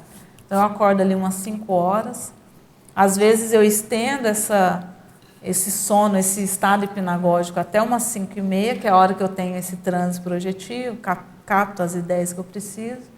E aí, 5h30 eu levanto e tal, vou me organizar para fazer TENEPS das 6 às 7. E às vezes, quando eu tenho um tempinho, depois da TENEPS, eu também faço prática projetiva, né? Eu aproveito que já está descoincidido para fazer uns testes projetivos. Então, eu vejo que fazer essa conexão da projeção com a TENEPS, ela é muito inteligente, porque é a maneira que a gente tem de chegar lá na UFIEX. A pessoa não vai chegar na UFIEX sem desenvolver a projetabilidade lúcida, né? Não tem como. Então, assim, por mais veterano que o projetor, que o tenepsista seja, se ele não desenvolver a projetabilidade com o processo assistencial, né? Eu acho que a projetabilidade só desenvolve se você encadeia ela com o processo assistencial. Sim. Senão ela não vai. Fica só naquela coisinha mesmo. E eu lembro de você falar esse negócio de testar os corpos, do professor Valdo falar, que era muito comum o Talmal trazer grupos de estudantes do curso intermissivo só para verem ele fazer a decolagem, né? Sim. Então ele fazia isso em dezenas, ele entrava e saía, e assim, tipo, igual que dezenas de alunos de curso intermissivo, ali só anotando, estudando o processo da decolagem da projeção consciente, né? Então, na escola de projeção lúcida, lá eu tive experiência, assim, de ver muitos intermissivistas ali, consciência intermissivista, né? Observando a gente ali no colchonete. Então, assim, eles têm uma curiosidade muito grande, né, com esse processo. Agora, para quem está começando, eu costumo dizer assim, que não dá para a pessoa querer já no início, né, quando ela não tem um certo domínio, um certo traquejo da projeção, não dá para ela ficar pensando muito em assistência extrafísica, sabe? Eu acho que é mais inteligente ela focar mesmo nesses testes extrafísicos, para ela se ambientar extrafisicamente. Então, assim, aprender a usar o psicossoma, aprender a trabalhar as energias fora do corpo, aprender a ficar lúcido, identificar qual que é o holopensene do extrafísico, desenvolver como se fosse uma sinalética mesmo. Olha, quando eu estou projetada, por exemplo, às vezes eu acordo, só que ao invés de acordar no intrafísico, eu acordo no extrafísico, deitada na minha cama, só que ao invés de despertar no intrafísico, eu desperto no extrafísico. Mas eu estou ali de olho fechado, e como que eu sei que eu estou no extrafísico e não no intrafísico? Pelo holopensene. É diferente. Eu nem sei falar exatamente qual é a diferença, mas eu sei exatamente qual que é a diferença de um e de outro. Então, assim, mas eu só cheguei nesse nível de sutileza porque eu fiz vários testes. Então, assim, eu vejo que no início, o ideal... Eu sei que, assim, a gente quer sair do corpo, quer fazer assistência e tudo, mas no início eu acho que o mais importante, e pelo menos assim, na minha experiência, os amparadores me incentivavam muito a fazer esse tipo de teste. Então, quando eu saía do corpo, eu percebia que tinham amparadores junto, assim, se comunicando comigo telepaticamente. Normalmente eles não apareciam, mas comunicavam telepaticamente, e eles iam dando as coordenadas. Então, por exemplo, eu ia passear no entorno lá da minha residência. Então, tinha rua que eles falavam, olha, não vai por essa rua, porque essa rua é perigosa, extrafisicamente. E, às vezes, eu era teimosa. Eu falei assim, tá, por que é perigosa? Eu quero ir lá ver. E me dava mal, é óbvio. Eu ia lá e via que a rua realmente era baratrosférica. E aí eu voltava para o corpo. Mas, assim, é interessante você testar esses limites, até para você ver como que é. Né? Como diz, tem as suas experiências pessoais, né? Não acredite em nada. Com o tempo, você já não precisa mais fazer esse tipo de teste. O amparador fala, não vá por ali, você nem questiona mais. Né? Mas se você fez esse tipo de teste. Essa né? monitoria dá uma tranquilidade muito grande. Eu lembro de ter vezes que, assim, eu chegava na parede para sair e falava, não, hoje você não tem autorização para sair da casa. É isso. E era assim, aquela coisa, Taxativo, eles são meio... você não Eles tem dão autorização ordem. de sair daqui hoje. É isso aí. Vai ficar só aqui. É isso aí. Aí já Você fica fala, tranquilo. ok. Aí você vai no teto, desce, aquele negócio. Mas, Então, assim, eu vejo que os próprios amparadores, né, eles incentivam a gente a fazer esse tipo de experimento mesmo, que é do próprio do projetor iniciante. E aí, o que eu percebi? Que com o tempo, não era eu que buscava ter outros tipos de experiências mais avançadas. Os próprios amparadores pegam a gente para criar, né? Então, eles vão levando a gente, agora vamos no ambiente extrafísico propriamente dito, né? Já conhece o entorno, já sabe como que é sair do corpo, já sabe como que é atravessar a parede. Então, eles mesmos já começaram a me levar, que aí é o nível intermediário, né? Já começava a me levar para ambientes extrafísicos, para paraambulatórios, só para observar, não ia lá fazer assistência. É só para observar. E outra, eu sou muito curiosa. Então, assim, eu chegava lá, tudo eu queria saber, né? Não, mas por que vocês estão fazendo isso? E os amparadores me ignoravam, né? Porque eu não conhecia qual que era o código de etiqueta, né? O código de etiqueta, gente, extrafísico é, você está no ambiente, você só observa, fica quietinho. Não interfira. Né? Então, e era só de observação, eles não falavam, vai fazer assistência ali, não, era só para observar. E aí, com o tempo, eles foram me colocando em situações de assistência mesmo, que já entra ali no projetor mais avançado. Já colocam a gente como aprendiz de assistente, né? Então, ó, vamos fazer essa assistência aqui, não pensa mal da Consciex, eles já te conhecem, né? Falam, não pensa mal da Consciex, por favor. Então, aí você não pensa mal da Consciex, ou... e aí, com o tempo, eu vi que eles começaram a dar uma certa mais autonomia, né? Então, eu chegava no ambiente, pensava assim, quem que é a pessoa-alvo de assistência? Eu identificava quem que era a pessoa-alvo, e como eu estava acostumada lá com eles dando ordem, né? Falando, não, faz isso, não faz aquilo, eu falava, tá, e o que eu faço agora? Faz o que você sabe fazer. Tipo assim, te vira, né? E aí eu falei, o que eu sei fazer? Eu sei fazer arco voltaico, então vamos fazer um arco voltaico na pessoa. Então, assim, eu vejo que com o tempo, a gente não precisa se preocupar com isso. Né? Se você está usando aquelas experiências de uma maneira sadia, e você está aproveitando aquelas experiências, trazendo para a sua intraconsciencialidade, e fazendo uma autorreciclagem a partir dessas experiências, os próprios amparadores vão te colocando em situações cada vez mais avançadas. Aí você entra, vamos dizer, você começa a fazer parte desse tipo de equipex, né, de assistência e tudo. Tem gente que vai ter isso desde criança. Não é o meu caso. Entendeu? O meu caso não foi assim. Meu caso foi, vamos aprender primeiro o beabá, para depois ir para coisas mais avançadas. E para mim foi ótimo ser assim, porque assim, um dos travões que eu tinha lá no início da projeção era que eu tinha muito medo de Consciex. Então, assim, esse era um mega travão. Mas, ao mesmo tempo, era a minha motivação para desenvolver a projeção. Que eu falei assim, olha, eu não quero ficar com esse medo o resto da vida. Como é que a pessoa faz TENEPS? Como é que vira professor de Conscienciologia com medo de Consciex? É totalmente incoerente. Então, eu falei, eu quero acabar com esse medo. Então, eu falei, a melhor maneira de acabar com esse medo é encarar a realidade de frente, né? Então, eu comecei a sair do corpo para vencer o medo das Consciex, e os amparadores foram fazendo isso de uma maneira muito gradual, para não me traumatizar, entendeu? Então, eles foram me colocando em contato com as Consciex de uma maneira bem tranquila, sempre com essa paramonitoria, tudo controlado. Então, assim, se a pessoa está predisposta, tem muitos amparadores que querem fazer esse tipo de preceptoria com a gente, né? E você falou esse processo da iniciação, tanto que é importante agora falar disso, porque esse era o fenômeno mais escondido de todos. Sim. O Nostradamus, na Centúria, ele escreve, é o ouro do feito místico. Sim. O Nostradamus escreve, entendeu? Então, essa de expor isso, talvez seja uma das questões mais...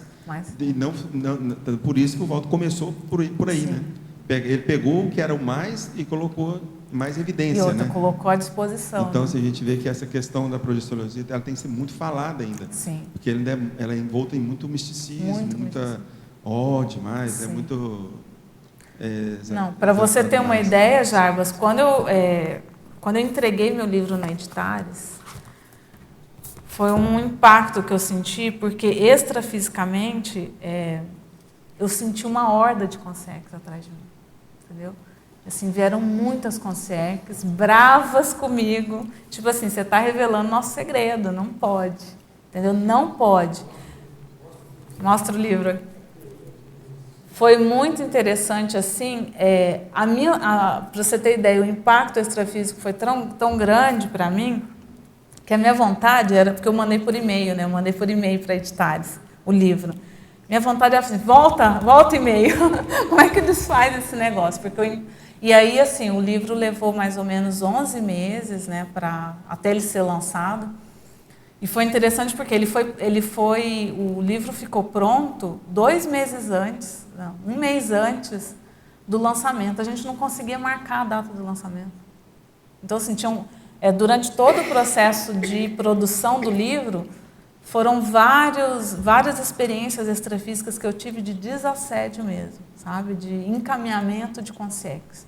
Enquanto aquele povo todo não foi encaminhado, eu não pude publicar o livro. O professor Valdo falou, né? Quando ele começou a fazer o projeções em 60 e pouco, veio um grupo de concierges dessas iniciações e falou assim, esse você não consegue, esse você não vai fazer. Sim. Pode escrever sobre qualquer outra coisa, mas esse não. Ele falou, não, é esse que eu vou fazer. Sim. E demorou, né? Mas ele funcionou justamente porque durante toda a época das iniciações, esse era o fenômeno mais resguardado, era o mais profundo, era o final da iniciação. Sim, né? Era o ponto final. Nós chegávamos, agora é o final da iniciação, então agora é a projeção. Não, e outra, né? Na iniciação, não sei se vocês sabem, né? Mas tem vários níveis e é como se fosse um funil, né? Eles vão tirando quem não dá conta, vão tirando, então só vai sobrando a nata, né? Então você vê, o professor Paulo, quando ele fala aquela retrocognição dele do Egito, para ele ser admitido como sacerdote de Horus, o teste era a projeção. Sim. Né? Não, projeção e materialização, né? Passaram por isso junto, né? Quer dizer, era o fim da linha. Ali era o ponto de libertar, de ser aprovado mesmo a iniciação. Sim. Então, a importância de esse fenômeno ser hoje popularizado. Sim. Né? Eu sinto muita responsabilidade quanto a isso, e é muito interessante, assim, quando, né, nesses cursos que eu dou, sempre tem a turma da iniciação, e eu reconheço direitinho quem que é quem. E é muito interessante porque eu tenho muita intimidade com esse povo. Então, assim, é gente que eu nunca vi na vida, mas eu tenho liberdade de falar, e eu posso pôr o dedo na cara, entendeu? E falar as verdades, porque estou falando com gente de casa, assim, entendeu? Eu nunca sinto. Não, e chamando a pessoa na chincha, falei assim, amiguinho, você vai começar a publicar quando? Você vai continuar guardando o segredo até quando, entendeu? O segredo já foi, amigo. E as pessoas ainda têm essa... Não, mas assim, as pessoas vão usar esse conhecimento de uma maneira, é o problema da pessoa. A nossa obrigação é liberar geral. Né? Tatiane, acho que em cima disso, que eu quero aproveitar, que eu entendo, assim, o quanto, às vezes, a gente não relata as nossas projeções, porque eu sou aquela projetora desde lá do início da minha vida, né? Sim. Que eu me conheço. Eu achava que isso era natural, entendeu? Para todo mundo. Inclusive, quando eu cheguei na Conscienciologia, eu achava, não... Todo mundo se projeta. Não, se projeta, não precisa estar falando, né? Porque quando eu falava, depois que eu passei a falar nas aulas, eu me sentia muito estranha, sabe? Porque as pessoas me olhavam assim, e eu meio que eu saía dali meio mal, sabe? Porque eu não entendia porque que eu achava que os outros também tinham aqueles mesmos processos que eu. Claro que facilitou, né, dentro da projeciologia, eu entender os processos que eu tinha, porque era diário para mim aquilo ali. Era normal, estava no extrafísico, estava aqui. Assentou bastante quando fui trabalhar na área da saúde, né? Daí que eu vi, e daí a partir dali, com o espiritismo, depois eu conheci a Conscienciologia, eu fui entendendo mais, né? Mas eu não sabia, assim, que as pessoas, que o pessoal não comentava que não tinha as projeções lúcidas, como eu estava acostumada, né? A partir de um ECP2 que teve lá em Torres, que o professor Valdo foi lá, onde eu fui tirada lucidamente do corpo, num processo bem técnico, né? Atravessei parede, tudo. Foi tudo assim, bem assim, eu acho que dinâmico para mim poder entender que aquilo ali eu deveria comentar, né? Sim. A partir dali, na tarde, quando eu comentei, que a gente tem aquela parte que a gente fica falando, né? Que eu relatei, né? Digo, aconteceu isso, isso, isso, em todos os detalhes. O professor Valdo, né? Só faltou assim, eu achava que, não, isso foi fantástico. Foi do dia a dia. Né? Do dia a dia. Daí, a partir que eu fui entender, assim, como que as coisas da gente falar, né? Como tu disse, porque eu tenho muita coisa escrita, porque eu sempre gostei de escrever. Sim. tudo isso, né? Mas, assim, eu quero dizer, quando eu cheguei aqui em Foz, eu estranhei que eu tive, assim, começou a não ter mais essas projeções que eu tinha como antes. Eu achava que vindo para cá, talvez as coisas se acentuassem. E para mim foi o contrário. E até hoje, assim, às vezes entendendo que eu tenho, mas é mais assim, não, eu também não provoco, né? Sim. Tu disse, quando eu faço o exercício que eu queira, eu realmente vou com tudo, né? Mas, assim, quando eu vejo, acho que alguma necessidade que tem aqui dentro, daí eu tenho essas projeções. Mas eu não estou nesse exercício de fazer. Só queria entender por que diminuiu tanto, né? Qual o motivo, O né? que eu vejo é até... o seguinte, lá você estava com amparo de função, né? Da saúde, né? pode ser Aqui isso, você precisa, aqui, ó, nesse item 2 aqui do planejamento do autodesenvolvimento projetivo, tem lá, motivação para o autodesenvolvimento projetivo. Está errado aí, tá, gente? Eu coloquei autodesenvolvimento projetivos, não tem esse S. Qual o principal motivo, razão ou interesse em desenvolver a autoprojetabilidade lúcida? E quais objetivos pretende alcançar desenvolvendo a projetabilidade lúcida? Aí eu te recomendaria, já que você tem um nível já bom de projetabilidade, eu recomendaria você estudar profundamente a escala de consciência contínua, que tem lá no Projeciologia, tem essa escala lá. Tem verbete também do professor Valdo, tem tertúlia, que vale a pena estudar, né, assistir a tertúlia do professor Valdo sobre autoconsciência contínua. E você verificar lá em qual nível você está hoje. Né? Nessa vida, eu vejo que eu estou nesse nível. Só que você tem que colocar os fatos. Quais fatos indicam que você está naquele nível ali? E colocar meta. Para onde que eu vou? Né? Ou seja, você vai ver onde que você está e para onde que você vai. Você entendeu? Ou seja, ok, eu já sei sair do corpo, já sei como que faz e tal. O que que eu vou fazer a partir disso, entendeu? Então, por exemplo, tem um dos itens lá que eu acho muito sério, que é o da admissão, que é esse que o Jarbas estava falando, que é o lá da iniciação. Que é quando você é admitida numa equipe do evoluciólogo, como projetor, entendeu? Numa equipex assistencial do evoluciólogo. Aí você vai ver, eu não sei se você já está nesse nível ou não. Mas assim, se você ainda não está nesse nível da admissão, o que que você precisa fazer para se engajar nesse equipex lá do evoluciólogo? Extrafisicamente. Você entendeu? Porque assim, você vai ver que na escala evolutiva ali, né, na escala da consciência contínua, tem várias coisas para a gente desenvolver. Você entendeu? Tem muitos patamares evolutivos para a gente desenvolver. E estudar a escala evolutiva das consciências também, entendeu? Como você vai usar as suas experiências projetivas para você avançar na escala evolutiva das consciências. Cadê a escala? Está ali. Porque é pequenininho, eu não enxergo direito. Então, você vai ver ali, ó, na escala evolutiva das consciências, o projetor consciente lá é o 6º, é o 30% do serenão. Então, vamos supor que você estude, né, o nível do projetor consciente é esse nível avançado aqui, tá? Que é aquele que está ali na escala. Você vai verificar o seguinte, ó, se você já está naquele nível do projetor consciente. Segundo, o que que você precisa fazer para passar para a hipcon lúcida? Para passar para conscienciólogo? Para passar para desperto? E a gente vai usar o que a gente tem, não é? Então, assim, se você tem projeção, como você vai usar a projeção para atingir aqueles outros níveis evolutivos? Então, você tentar casar o desenvolvimento na escala da consciência contínua com o desenvolvimento na escala evolutiva das consciências. Você entendeu? Entendi. Isso é a aplicação evolutiva das autovivências projetivas. É porque chega um ponto assim que é tão natural que não existe aquela motivação de querer, né? Mas agora tu me deu uma dica muito importante. Eu só queria tirar uma dúvida, que eu preenchi essa parte toda aqui, mas eu fiquei em dúvida aqui na primeira página,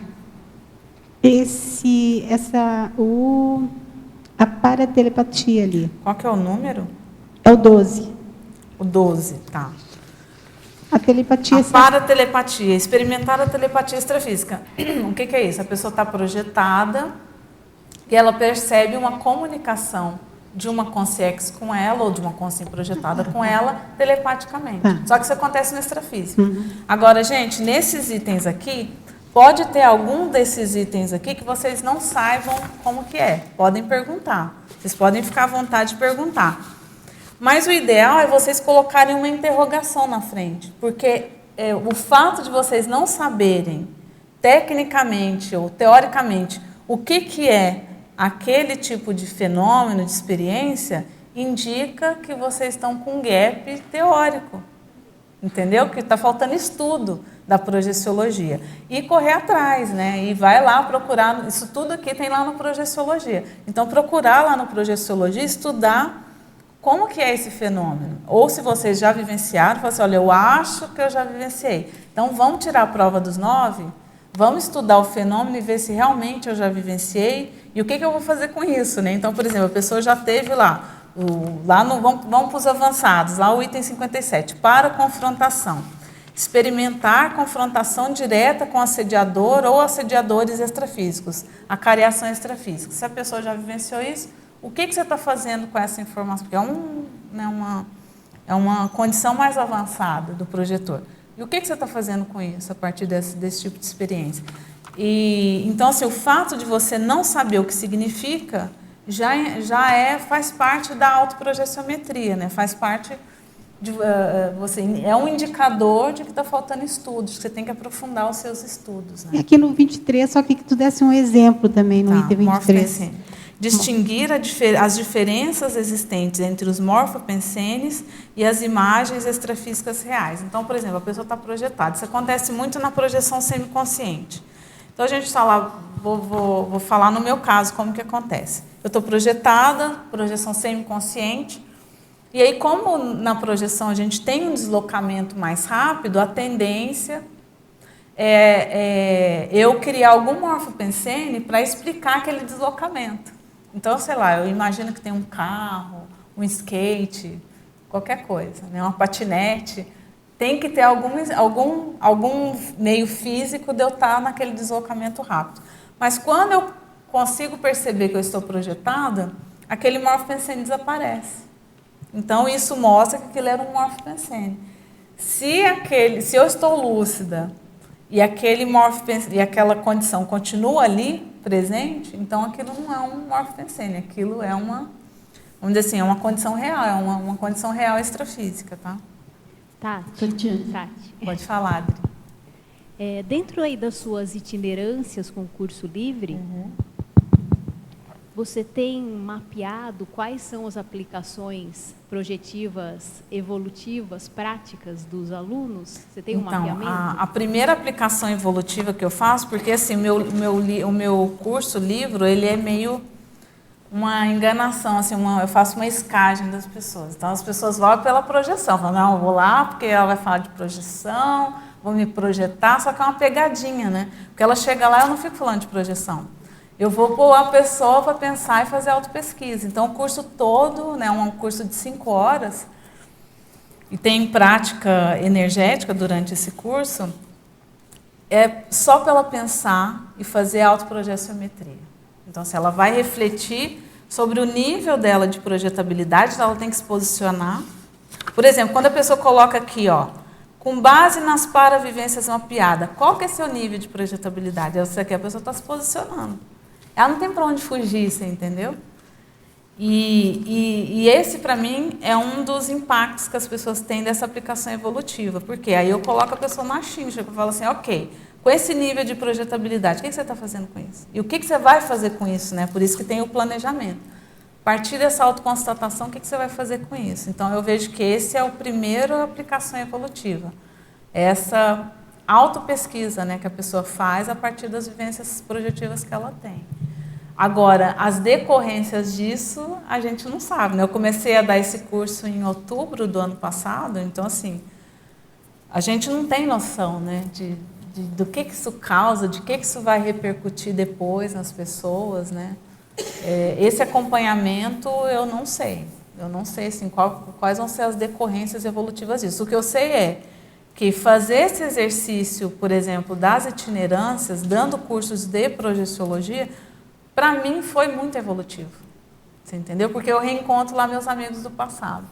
Você entendeu? Os colegas de iniciação vão todos, é impressionante. A galera toda vai, você entendeu, no meu curso. Então, eu tenho que dar esse curso aqui em Foz. Em Foz, eu ainda, assim, eu já dei, mas dei lá no Centro Educacional do IPC, assim, né, para pouca gente, tem que dar aqui no CAEC.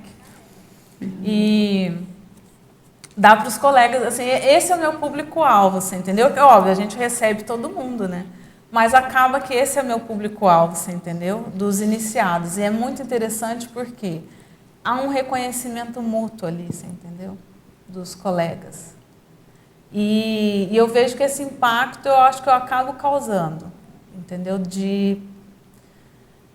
Olha, meu nível de projetabilidade não é igual ao seu, mas eu tenho a impressão de que eu estou usando mais evolutivamente do que você. E o que você vai fazer a partir disso, entendeu?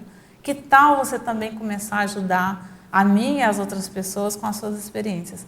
E é interessante porque muita gente que eu encontro assim, com uma projetabilidade fora do normal, nem voluntário da Conscienciologia é. Às vezes nunca fez curso de Conscienciologia. Então, assim, você vê que a pessoa está desperdiçando mesmo. Muita gente jovem também, muita gente assim, meninada, sabe? Menina assim, de 25, 30 anos. Gente muito boa e que, entendeu? Guarda aquilo só para si. Usufrui só para você mesmo. Oi, Tati. Diga. Eu quero Diga, Graça. esclarecer uma questão contigo. Muitas projeções, por exemplo, de resgate e tal, eu percebo o acompanhamento do amparador até certo ponto e tal, aí tem uma orientação, mas às vezes tem me acontecido situações de que eu não percebo, mas eu sei o passo a passo que eu tenho que fazer. Sim. Aí eu fiquei em muita dúvida em relação a isso, se é uma coisa que eu estou recebendo essa informação indiretamente, de uma maneira mais distante, sei lá, porque eu vou até determinado ponto, digamos assim. Até ali eu estou sabendo. Sim. Daí eu já sei qual é o outro passo, já sei qual é o outro passo, já sei tudo que eu preciso fazer. E não percebo que estou acompanhada. Sim. E nem recebo... Teleguiada. Isso tem algum nível de teleguiamento? Ou não, como que eu percebo isso daí? É aquilo que eu falei. Os amparadores, eu vejo assim que o principal objetivo dos amparadores é fazer com que a gente se torne cada vez mais autônomo. Por quê? O objetivo do amparador extrafísico é fazer que a gente seja amparador extrafísico. E supere ele, né? Tipo assim, você se torna até melhor do que ele. Né? Porque quando a gente se torna melhor do que o amparador nosso extrafísico habitual, a gente muda de nível de amparador. Então, assim, por isso que eles trabalham muito a questão da autonomia. Né? Então, por exemplo, como eu falei, no início era muito na base da ordem, né? Não vai por aqui, não pensa isso, como se fosse criança mesmo, né? Tá aprendendo a andar, aí você tem que estar lá controlando. Então, assim, conforme eu fui desenvolvendo, eu vi que os amparadores me colocavam em situações para que eu ganhasse essa autonomia. Não é bem uma autonomia, é uma autoconfiança. Você entendeu? Porque, assim, eu ia muito titubeando, né? O tempo todo titubeando. Tá, mas tem essa... Às vezes, por exemplo, na TENEPS, acontece de eu participar de uma assistência extrafísica de exorcismo extrafísico. Eu falei, tá, mas o que eu faço agora? Como é que é isso? Então, assim, como a gente ainda está aprendendo, ainda titubeia. Mas tem outras, vamos dizer assim, quando é assistências que eu não estou habituada a fazer. Agora, tem aquele tipo de assistência extrafísica que você já está habituado a fazer. Entendeu? Que você já sabe, você já domina, você já tem um traquejo de como que faz aquela assistência. Aí eu vejo que os amparadores, provavelmente, eles monitoram, mas eles interferem o menos possível. Por quê? O ideal é o projetor se tornar um amparador extrafísico. Como é que ele vai se tornar um amparador extrafísico se o tempo todo o amparador fica lá regulando, você entendeu? Não é regulando, fica lá igual criança, né? Então ele vai te deixando. Eu imagino que tem uma paramonitoria, mas eles vão deixando a gente cada vez mais autônomo para a gente ganhar autoconfiança. Sim. E para que a gente tenha essa liderança extrafísica, você entendeu? Então, assim, tem várias experiências que eu tenho que eu falei que da paraconfrontação, porque eu não percebo os amparadores. Ah, sim. E eu estou tranquila, eu estou em paz, eu não tenho nenhum tipo de receio de que eu não vou dar conta daquele caso. Você Eu já entendeu? me peguei em situação assim, reclamando, entendeu? Ah, mas É ninguém me assim, ajuda? Não. Como é que eu vou encontrar a pessoa se eu nem sei quem é? Entende? Então, eu sei que eu estou procurando alguém, Sim. que eu preciso fazer aquilo, mas eu não sei quem é. Entendi. Daí eu fico naquele ranço no extrafísico, assim como eu sou no intrafísico, penso eu, né?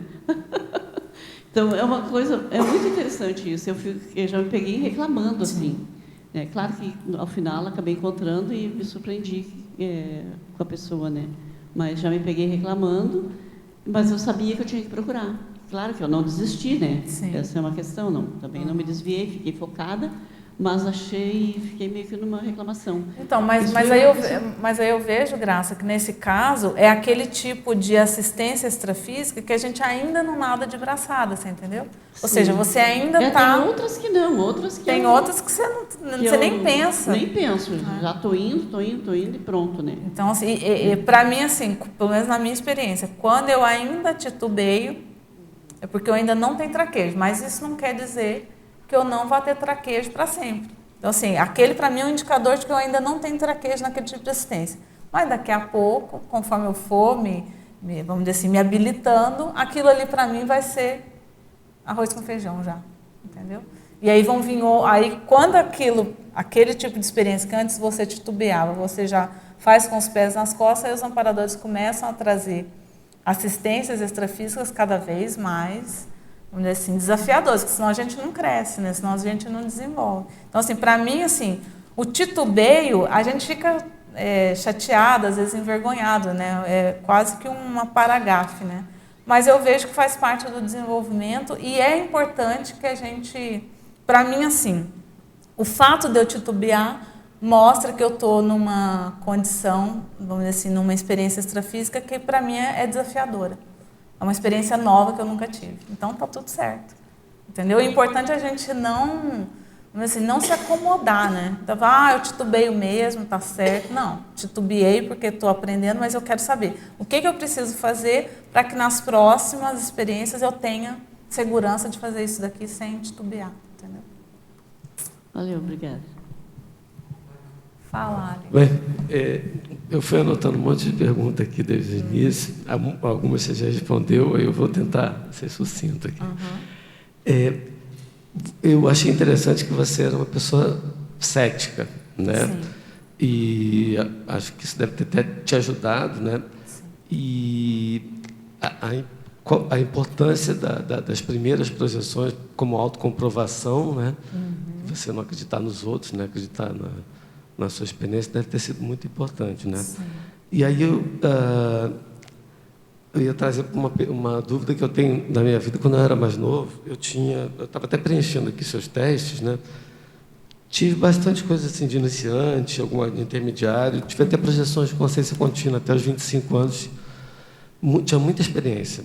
E hoje em dia eu não me lembro praticamente nada. Aí eu tomo bastante remédio, eu não sei se você já estudou se isso pode prejudicar ou se existe esse padrão um pouco de depois que a pessoa já teve comprovações e tal, ela para de lembrar, ou porque estão levando para fazer assistência mais lastreado, ou porque não é importante para ela, ou porque os remédios realmente atrapalham a lembrança. O que você acha disso, assim, no geral? Porque você continua... mas já vejo muita gente com esse padrão, assim, eu tinha muito mais projeção lúcida quando eu era adolescente e tal. Eu acho assim que você já levantou as hipóteses, né? Então, tem a questão do remédio, que pode prejudicar, sim, a rememoração. Quando a pessoa teve muitas experiências, assim, fora do padrão dela, na adolescência, na juventude, muitas vezes eram extrapolacionismos. Pode ser que ou seja, pode ser que aquele não era o nível de projetabilidade da pessoa. Ela estava tendo extrapolacionismo. Então, assim, os amparadores estavam dando uma amostra grátis e mostrando... Porque, assim, qual que é a função evolutiva do extrapolacionismo? Os amparadores te mostrarem do que você é capaz. Só que você tem que fazer esforço, entendeu? Ó, você é capaz de ter esse tipo de experiência assistencial. Aí eles, a princípio, aquilo é um extrapolacionismo. Mas se você se empenhar, aquele vai ser o seu comum, vai se tornar comum para você. Então, assim, sempre usar o extrapolacionismo como um indicador evolucionmétrico. Então, assim, olha, se eu tive esse extrapolacionismo é porque eu sou capaz de vivenciar isso daqui, Mas você está dizendo como rotina. Você está dizendo que assim, nessa questão anímica / mediúnica, né, o investimento dos amparadores é proporcional também à sua motivação. A sua resposta. A sua motivação também. E a gente geralmente é mais... Eu, por exemplo, eu era mais motivado. Eu gastava mais energia tentando, né? O empenho. Sim. Por isso que é muito sério ali. Para mim, a pergunta mais importante é a motivação. É para quê? Sim, né? Para que eu quero desenvolver a projeção? O que eu ganho com isso? Porque assim, se não tiver muito claro, se essa resposta de qual que é o principal motivo, razão e interesse em desenvolver, se essa resposta não tiver muito clara para a pessoa, ela não vai gastar o tempo dela desenvolvendo a projeção. Tá. Só uma última pergunta. Mas só respondendo às suas perguntas, desculpa. o importante é a pessoa fazer autopesquisa, você identificar no seu caso o que travou, por que parou esse desenvolvimento, né? Porque assim, você vinha num crescendo. E por que parou o desenvolvimento? Porque assim, as décadas vão passando e a gente tem que ir num crescendo no desenvolvimento projetivo, você entendeu? Se não está nesse crescendo, alguma coisa a gente não está fazendo. Alguma coisa a gente não está se empenhando. Acho que duas coisas que você falou aqui que acho que contam muito, que a tua rotina ser direcionada para isso depende da sua motivação. Sim. Você estava falando que você achava que isso era uma cláusula pétrea, no seu caso. Sim. Tem muito a ver a tua proex com isso. Eu também concordo, eu acho que a gente olha para você, não só por causa do seu livro, já associa ao tema da projetabilidade lúcida, né? Mas eu acho que deve ter outros motivos também. Agora, a outra pergunta que eu ia te fazer é a seguinte: você acha que existe alguma... por exemplo, eu tive uma projeção de consciência contínua, assim, que com certeza foi patrocinada, porque eu já me vi fora do corpo, mas bem saindo, assim. Você acha que algum nível de projeção seu hoje não tem patrocínio? É totalmente... É totalmente anímico? Eu vejo assim, por exemplo, descoincidência, para mim, é anímico. Você entendeu? Porque eu consigo instalar um estado de descoincidência a hora que eu quero. Você entendeu? Eu não dependo de ninguém, de nenhuma consciência, para eu entrar num estado de descoincidência. Então, se eu ficar aqui 5 minutos, eu fechar o olho e relaxar, eu me descoincido com facilidade. Então, assim, isso é totalmente anímico, você entendeu? Mas, assim, é inteligente a gente ter experiências projetivas em conjunto com os amparadores. Por isso que é importante a gente fazer uma aplicação evolutiva dessas projeções. Então, por exemplo, eu entro lá nesse transe projetivo que eu estava falando na hora que eu quero. Mas como o meu objetivo é usar aquele transe para obter informação daquilo que eu estou escrevendo, daquilo que eu estou pesquisando, é óbvio que os amparadores aproveitam o ensejo para passar informação que no dia a dia, na correria do dia a dia, eles não conseguem passar, você entendeu? Esse transe que você disse que você consegue acionar de propósito, né, voluntariamente, que você falou, é isso que você falou agora, você parar 5 minutos e você descoincide, né? Sim. É isso aí? É isso que é o transe, você chama? Sim. E limpar a mente, ficar com a mente limpa. Eu acho que o Ulisses falou também, ele falou até do passo a passo, né? Quando ele fez a tertúlia matinal, ele até entregou aqui qual que é o passo a passo que ele usa para fazer esse transe. Sim. E você acha que se você tivesse continuado tentando de noite, quando você falou que de noite você bate e dorme. Não, esse é o meu... Eu não consigo ficar acordada à noite. Para mim é muito difícil. E você alguma hora detectou e mudou para de manhã e melhorou? Não, ou você sempre fez? Sempre fiz técnica projetiva depois de dormir. Nunca na hora de dormir, porque não dá certo. Para mim, né? Tá. Na minha fisiologia não funciona. Aí cada um tem que ver a sua fisiologia. Né? Valeu. Tinha alguém aqui que queria falar. 5 minutinhos. Quer falar? Então, eu só queria lembrar uma projeção que eu tive mais recente, assim, né? De repente eu estava no local e tinha uma briga no trânsito, sabe? A briga estava ficando quente, acalorada, eu me senti projetado naquele local, né? E duas pessoas começaram a se brigar, e de repente o negócio ia se complicar. Mas aí a coisa se acalmou e eu saí dali, e de repente aquilo... eu não estava mais naquele local. Sim. E depois, e logo em seguida, isso foi no mesmo dia, na mesma noite.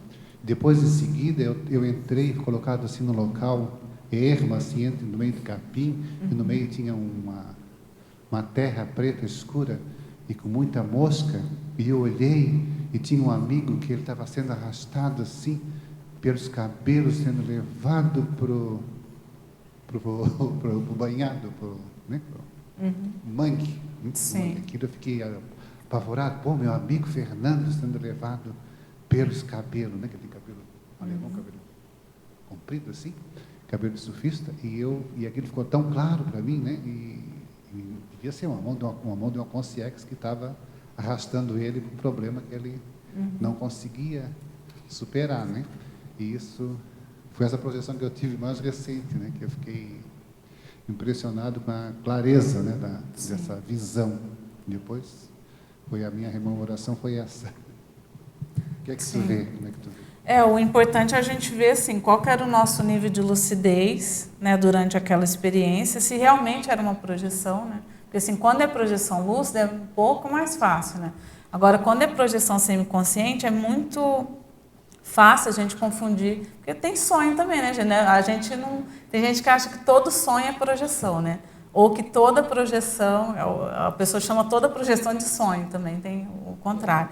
Mas assim, para a gente dar nome aos bois, entendeu? Assim, ter quais são os parâmetros que mostram para mim que aquilo é uma projeção. Por isso que eu escrevi esse verbete aí, projeção semiconsciente. Ali eu dou alguns indicadores para a pessoa de como ela fazer esse diferenciamento, nessa diferenciação do que é sonho, do que é projeção. Porque senão a gente vai chamar toda a experiência que a gente tem durante o sono de projeção. Eu não estou dizendo que a sua experiência não é, você entendeu? É só você que vai poder responder.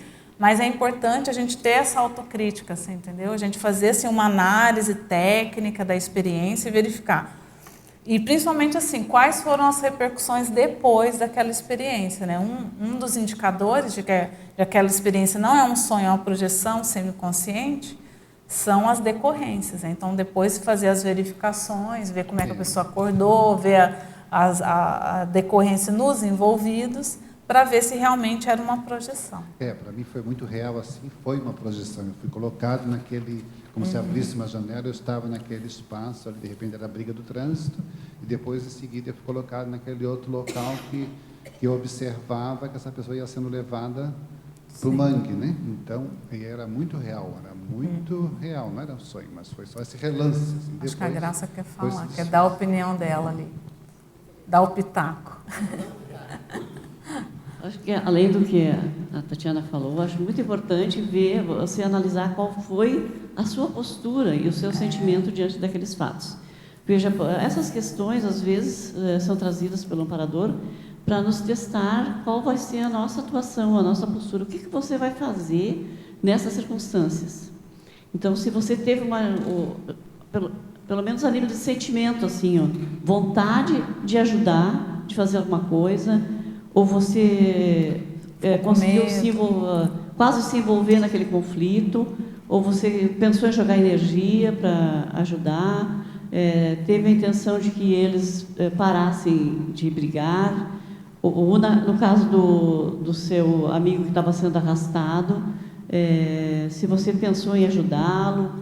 Essas questões elas são muito importantes, porque ali vai mostrar para o amparador o que você vai fazer diante de circunstâncias, ou até o que você está fazendo quando você sai do corpo, que você olha as coisas, mas não tem uma postura mais proativa diante daquelas circunstâncias. Não estou dizendo que tenha sido isso, né? Mas é uma hipótese. E isso não é só com você que acontece com todos nós. Para mim, isso aconteceu muito e eu me avaliei muito diante desses fatos. Me ajudaram muito depois a ter lucidez e ter uma atuação mais proativa, ali, mais assistencial nos contextos. Vale a pena estudar o verbete da Lilian Junqueira, que chama Estudo Projeciocrítico.